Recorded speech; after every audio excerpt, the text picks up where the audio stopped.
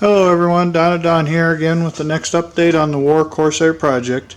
Alright, so this past week I finally got out here and started to work on the little knit and bit pieces I gotta finish up on this.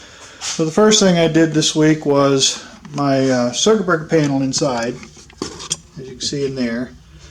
None of that stuff was labeled as to what each breaker went to, so in order to get that figured out, I had to go down into the positive bus bar underneath this seat here that lifts up, and I had to disconnect one wire at a time and trace it to each circuit breaker, and then I had to trace each circuit breaker to an item in the airplane that I guessed that it would go to. So I figured them all out, got them all labeled best I can, so everything in the cockpit is finally labeled.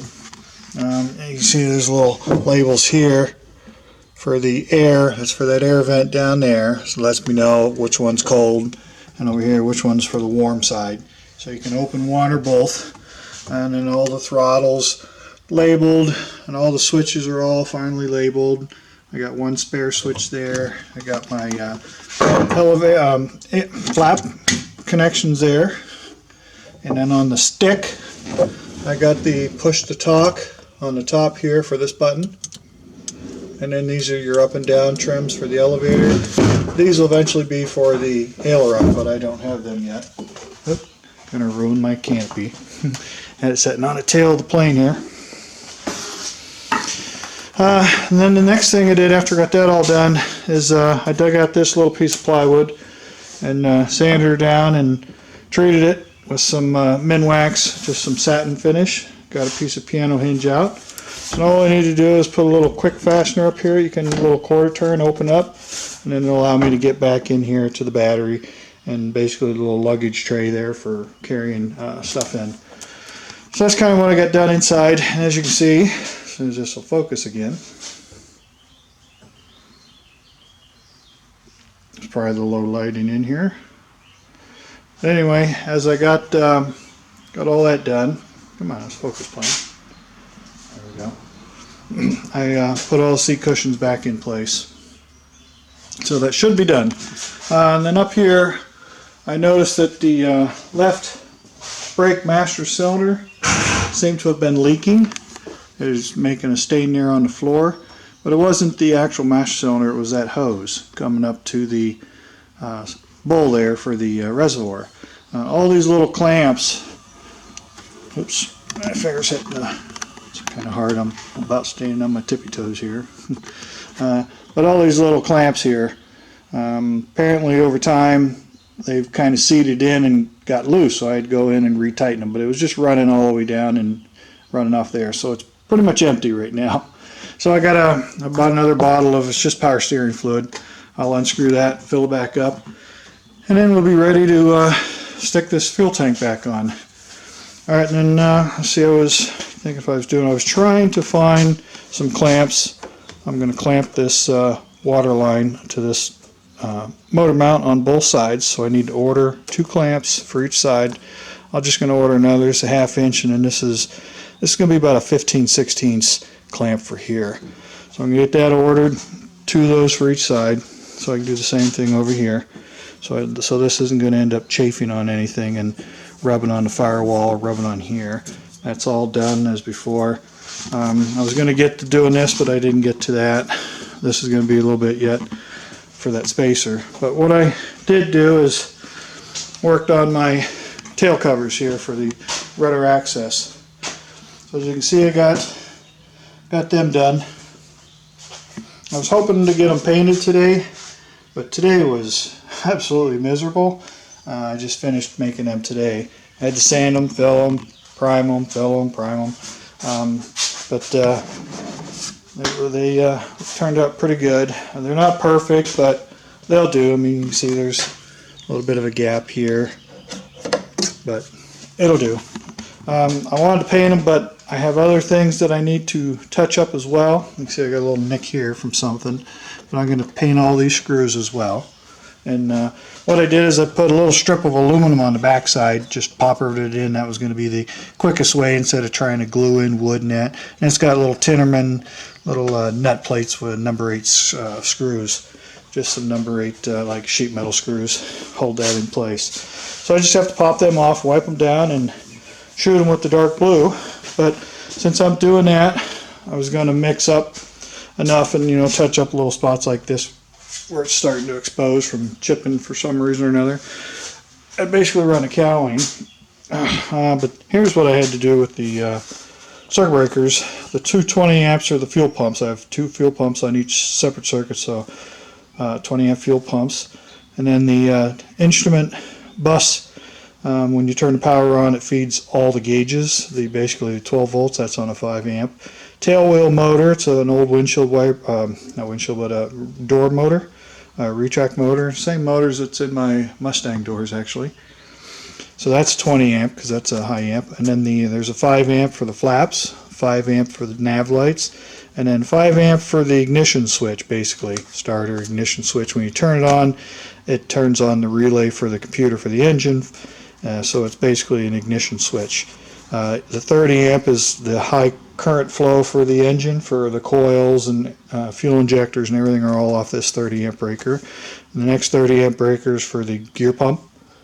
You can see these things at all. Gear pump for the landing gear, and then there's a 10 amp that's not used.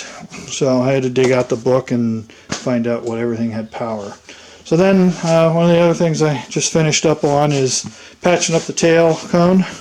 This is all going to need repainted too, so that's why I didn't get around to get the paint sprayed today, because first I'll spray that all white with the insignia white, and then I'll probably do maybe the dark blue next, and then the intermediate blue will be just a little bit on there. But I got it all. I just finished priming this just with some sandable primer, and I'll go around it, check it, hit it with some spot putty, maybe give it a second coat, and then that'll be ready to shoot. So that's kind of what I've been doing this week. Today it was mid to upper 80s, and the humidity was up there a bit. So it was pretty hot. I was sweating out here like crazy. I'd get a headband out and wear that thing to keep from sweating.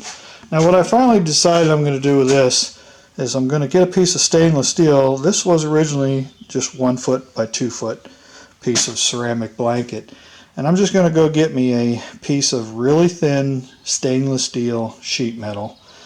And I'm going to either get it so it's a little bigger or the same size. But what I'll probably do is just peel this foil off, if it'll come off without peeling half of the insulation. And I'm going to put that stainless steel in there, and I'm just going to drill and pop rivet it or something right into this thing. This whole cowling, you know, is over a 1/2 inch thick, because this is a fiberglass liner. And there's foam behind that, about a 1/4 inch, 3/8 inch.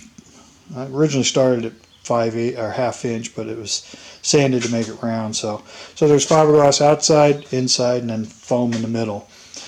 So if I pop rivet it, it'll just pop rivet into the inner shell, and you won't see it on the bottom. So I think that's probably what I'm going to do. I'm going to get a hold of the metal shop tomorrow and see what they got, if they got something thin enough to get that. So I'll order up some clamps for here, get these clamps. Oh, also I mentioned that I need to safety wire this. Well, the problem is this has to be safety wired. This unscrews the clamp.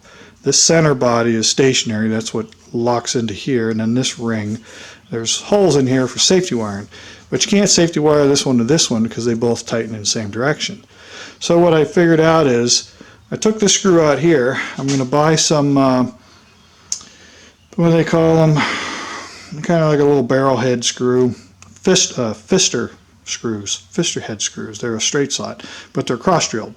So I'm going to order 4 of those, put in here, but I only really need 1. My other option was put a longer screw in with a little bushing so it stuck out proud enough that I could safety wire to that, wrap it around, once around here, safety wire to this, and then wrap it around and safety wire to this piece here. And that'll be pulling everything tight, so just by anchor point.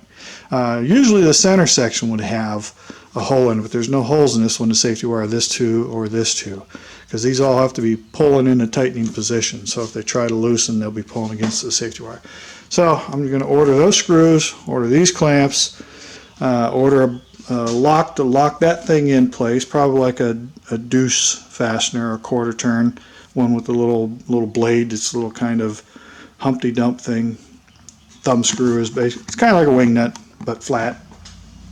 So I did crawl underneath and take a look at the landing gear linkage for the gear doors to see what I had, because I'm going to order some Allen, let's see, they're set screws, Allen socket set screws, but these set screws will have a little stud sticking out on the end of them, so they step down and have a little nib on the end. They're designed to go into a little recess, so once I get those in position for the gear doors where I want them, I'll drill all the way up through with the size just for that little hole to go in, because that linkage is right on the what's called the torque tube, which twists the gear up and down. It rotates. So I'm going to drill all the way into that, and then I'll drill an X size hole into the piece that I want to clamp into place, and then I'll run the set screw, tap it, and then the set screw will screw into there, and then the little tip of that set screw will lock into that tube, and I'll put two of them on that. I'll run the gear up, drill one in, put it, run the gear down, drill another one, put it. So it'll be double locked and then probably Loctited as well. And if I need to, I can put a little peen on the aluminum, so if the little screw manages to come loose, it won't come out. So that's the idea. So it may not look like much, but them little covers there took quite a while. They were pretty rough, you know. I had to sand them down, and I ended up putting another layer of fiberglass on the outside yesterday. And then I didn't have any micro balloons to mix up the slurry, so I ended up using baby powder, and I caked on a layer of that on the outside to fill in any ripples and voids, and that sanded real nice, came out real good. So now I guess the next thing to do is get this trim tab finished up, get that cone painted, put back on. I got some wires down there. One of them's for the trim motor, which is underneath. I've probably shown that before. I can see it, but let's see if it's up in there. And then there's two little wires there for a tail light eventually in the future. I do have wires run out each wing root for wingtip lights as well. There's no wiring in the wings, but I did insert a piece of vinyl tubing in there that I can snake wire all the way through out to the tip when I want to get around to ever needing to have to do night flying. That's the only time I really need the nav lights. Well, I think that's going to about do it for this update. That's pretty much everything I did. So I think I told you everything I got. So as soon as I get that reservoir topped off, I may put the tank on and then touch up the paint after the tank's on, or I may touch it up before, but either way I've got to get this tail cone final prepped, and then I'll paint that, and then when I mix up the blue I'll paint that. And I may hold off doing that until I get the trim tab. Get this trim tab bent up out of this piece here. This is really it's only like 25 thousandths, but we'll see what it's like after I bend it up. Okay folks, I'm going to keep this one a little short. It's been a hot, miserable weekend. Yesterday was pretty warm, but today took the cake. Tomorrow's supposed to be another warm day. I'll probably be out here and work on this piece here, get her prepped, and get that closed up. Maybe put the tank back in. I'm not sure yet. Either way, and then once that's done, I'll be picking up the airplane and taking a look at these gear doors and getting them final adjusted. So really folks, there's not that much left to do. The biggest job is going to be making this spacer, you know, similar to this. But these holes will be countersunk on this side, and then I got to have a little boss sticking out this side.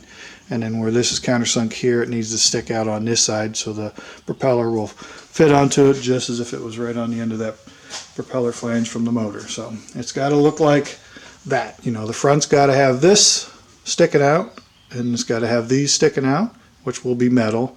And then on the back, it's got to be machined out to fit over those. So, and because it's only going to be 1 inch or so thick, I might be able to counter bore for this to go in and make a step bushing, because it's only a 3/8 inch bolt and those are 5/8. So I might be able to make a little flange bushing similar to this to press inside the hub so they stick out, so it's steel bushings instead of aluminum. I could probably use the CNC, you know, to physically machine this out and machine the little bosses right on that, but how accurate it'll come out and eccentric, and you know, it's pretty good, but we'll see. At the very least, I'll chuck that up in the lathe over here and face it off and get trued up. All right, probably for the third time now, I'm going to go ahead and call this video a wrap and get this thing closed up and get her uploaded tonight for you guys to see. And happy Memorial Day to everybody, and I'll take and do my best to keep these videos coming every weekend. Shouldn't be a problem now with the weather. So, all right. As always, appreciate you watching these videos, taking your time, and feel free to leave any comments, questions, or concerns, and I'll answer them as I can. I've been kind of lazy on the last video answering any questions, but not many questions, just comments, and appreciate all the comments, folks. Keep them coming. All right, so for this week, update, this is Dino Don out.